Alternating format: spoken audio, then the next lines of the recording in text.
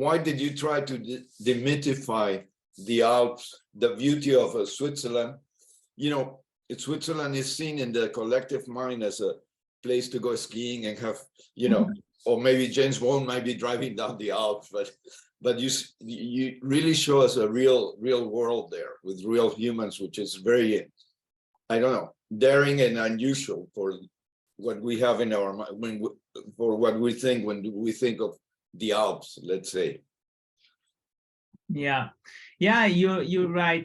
I mean, I was not interested in like somehow showing the cliche you have in mind when you are thinking of the Swiss mountains, because I think the place is much more interesting. There is also like this kind of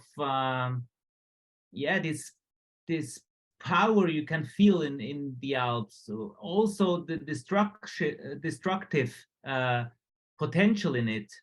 It's something which interests me a lot, which is really strong.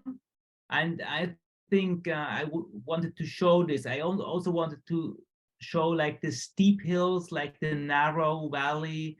And, you know, because I think in the end, the way Anna reacts on her challenges has something to do with the place also. Because when you are born in this kind of mountain places, you are aware that in the end nature is stronger than you are, and you are aware that you cannot control everything, and this helps to stay calm when you're confronted with difficult situations, as Anna is confronted with the tumor, with the change of her husband.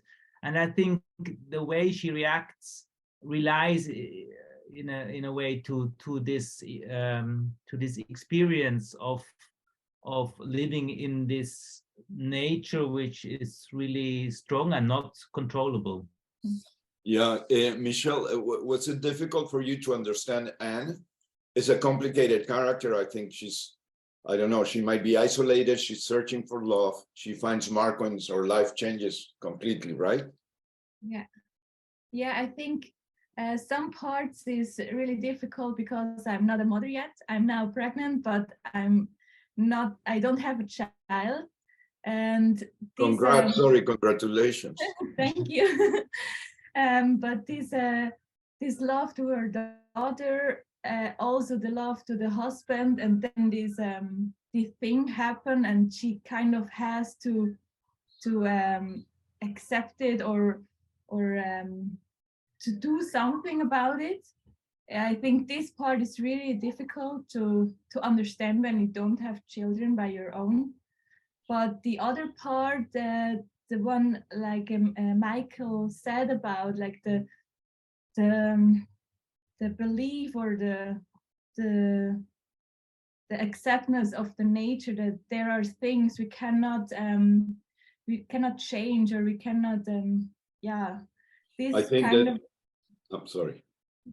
Sorry, this is something I can relate really with Anna, and I think that helps a lot to do the part.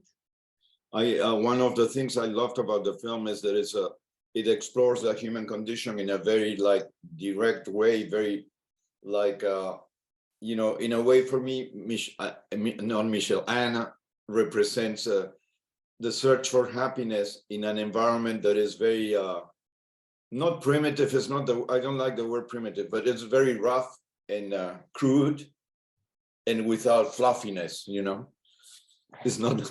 Yeah, I mean, more, in a way, it's a really in an archaic world, you know. It's very basic, but I think your character is more. If you want, she has more sophistication towards life compared to Marco. Marco, for me, represents like someone very basic. Yeah. Why do you think she's attracted to someone so basic? Basic is not bad. I mean, yeah, I think basic is not bad, and basic could be sexy too. And Marco has also this inner calmness kind of, and this sensitivity, I think Anna feels about him. I mean, just how lovely he is to her daughter. is just something you want this for your husband. Yeah, I think that maybe Anna sees in Marco.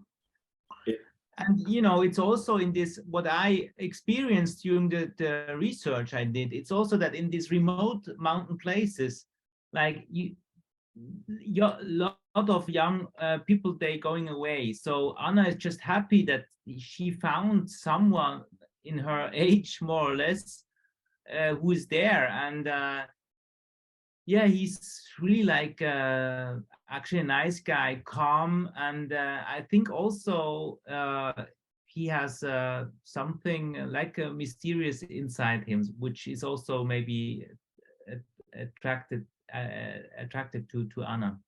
You're totally right. The fact that you live in an isolated place in which people is ready to run away, except older people, like the lady who plays her mom, and then some of the agricultural.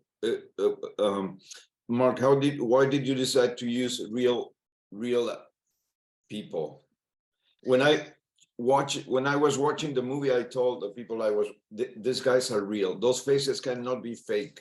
You know, there's no makeup for that. They're real. Yeah, it's true. They communicate amazing. I mean, what they communicate with their hands, their bodies, their faces, their wrinkles is not a Hollywood product. I mean, it's true. It's I was really interested in this authentic way of representing this world also. And you know, the film hasn't got much dialogue, so I was looking for a way to show like the experience of living in these places and working all your life on these steep hills. It makes something with your body and with your face. They are like opposed to nature, really, like in a direct way. And I wanted to, through the body, through the faces, I wanted to show the experience of living in the mountains. And that's why I decided to shoot the whole film with non-professionals, because I was just also fascinated by them, how they cope with life, how they work, and they are really special people. And I wanted to have them in the film, actually. When the choir is very important, because we're seeing intense relationships, and then you go into this kids and the choir, it brings some kind of you kind of go like, oh my God, you find peace within the tumultuous world. Was that what you wanted to create for the audience? Yes, to have like a moment for the audience to step back for a moment and to just listen, and to just like let you introduce to the next chapter. And it's also what I also wanted to underline a little bit is this connection to the Greek tragedy, because you know it's you have already in the structure of the film, of the topic, like this couple which is put to a test, and now we are looking how they deal with it. It's like a structure you also find in the Greek tragedy. The main protagonist is put to the test, and now you're looking how he copes with it. And so I wanted to underline this connection to the Greek tragedy with the choir, because you also have the choir in the Greek tragedy. And because you have in every little remote mountain village, you have a choir, I thought it would be nice to use a choir as a Greek choir in order to help me to structure the story, but also to give the audience a moment of just slow down and step back and think of what you have just seen. And you know, it's a film which is really slow, with a slow pace, and I think I wanted to celebrate also the stillness, the quietness, like in order to give the audience some room, some space to think about their own questions. I thought, but I'm not judging. I thought that what Marcos did, without giving it away, it's out of innocence. I think he was an innocent person. It's like true. if a child is doing that. I didn't see it like something horrible. I thought like very innocent, I think. Because It's really interesting what you say, because you know this brain tumor he has, it's located in the brain, yeah, which is where is located your impulse control. So yeah. he cannot control himself, and he's acting like a little child. And I think this is like connected to this what you told us about this innocence, because actually he's an innocent human being, but the tumor makes him acting strangely. I think it was very innocent, but the society is very judgmental when it happened. Do you agree, Michelle, as Anne, the wife reacted, well, she needed to protect them, no? Yeah, I mean, at the beginning, she needed to protect the daughter, but then really she decided for her own, not what the society wanted her to do or thinks it's right. She saw the cancer as something nature just did, and Marco is just an innocent man, and she wanted to be a part till the end for him and be there for her love. So are we going to see you at the Oscars? Your film is the Swiss entry for the Oscars, right? Yes, true. It's still a long journey, but we give our best, you know. Also, the film was very well received at the Berlinale, no? Yes, actually, really well. It was really nice, because the film was the first.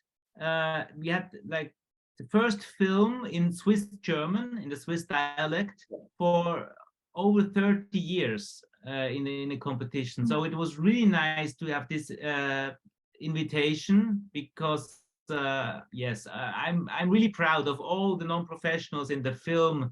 We had a small crew, like only 10 people shot the film. You know, we were really small, but we had a lot of time to shoot the film.